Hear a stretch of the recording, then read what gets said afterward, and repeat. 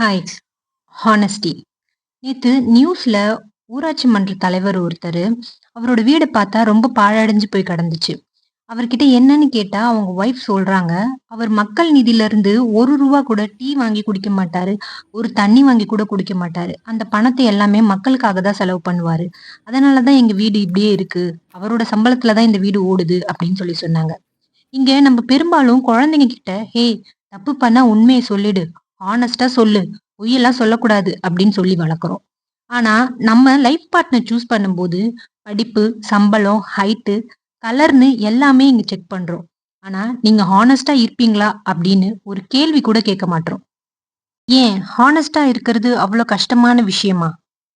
இல்ல, நேர்மையா இருக்கிறது ஒரு பிரைடு.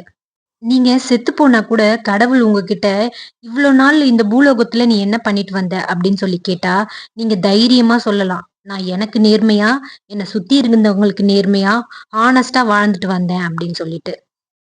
நீங்க எந்த சந்தர்ப்பத்திலயாவது இந்த பெர்சன் இந்த விஷயத்துல ஹானஸ்ட்டா இருந்திருக்காங்க அப்படின்னு நீங்க யாரையாவது மீட் பண்ணியிருக்கீங்களா?